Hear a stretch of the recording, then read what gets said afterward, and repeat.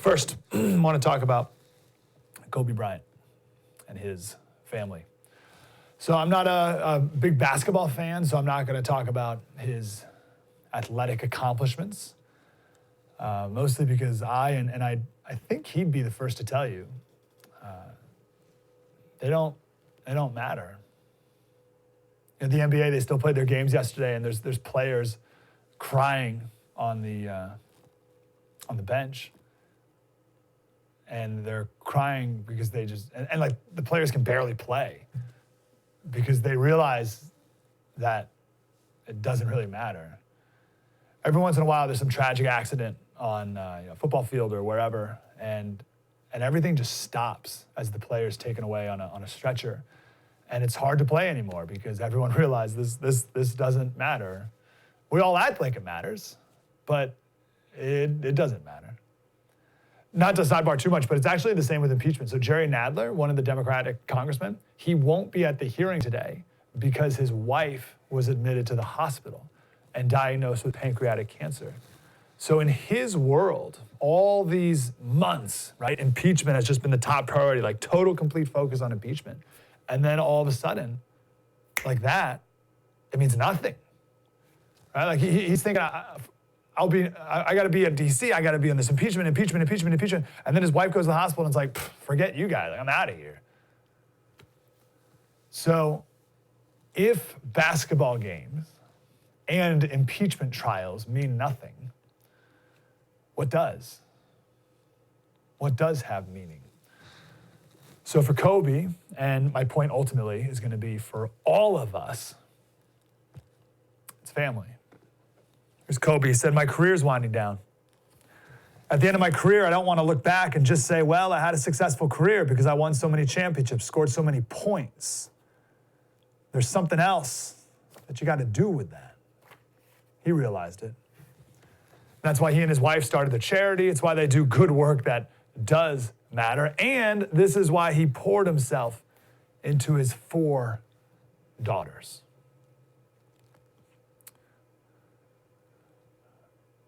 He poured himself into his family, poured himself into his faith. He said, you got to do something that carries a little bit more weight to it, a little more significance, a little more purpose to it. Identity is a major issue, a major problem for most people. I was going to say more for men than women, but I don't know if that's true. I think it's equal for everyone. But I can speak for men, right? I can speak for me. Masks of Masculinity is a really great book to learn more about this. But the point is we try and find our identity in something, and it's usually our jobs, right? So I am Mike Slater. I am a political talk host. All right? The first thing when we meet someone, the first thing anyone asks is, what do you do for a living? And the reason we do that is not just to start up a conversation, it's to size people up. It's to put people in a pecking order, right? Oh, you're a doctor, wow. Oh, you're a janitor. Ooh.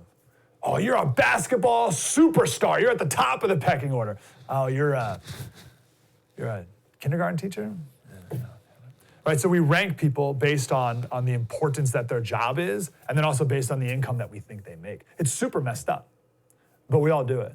And we do it to ourselves, and that's our identity. I guarantee you that Kobe had an identity crisis after he retired, right? He was a basketball player his entire life. His entire life, he's a basketball. My name's Kobe, I'm a basketball player. And it's all he ever knew. And then all of a sudden, it's over. Now what? I don't know how old he was when he retired, right? Maybe 34, 35. What now? Who am I?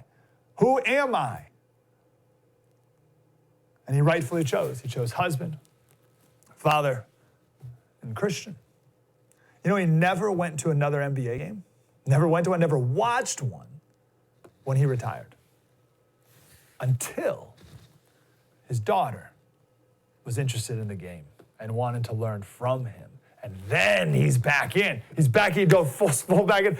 But here's the thing, not for him.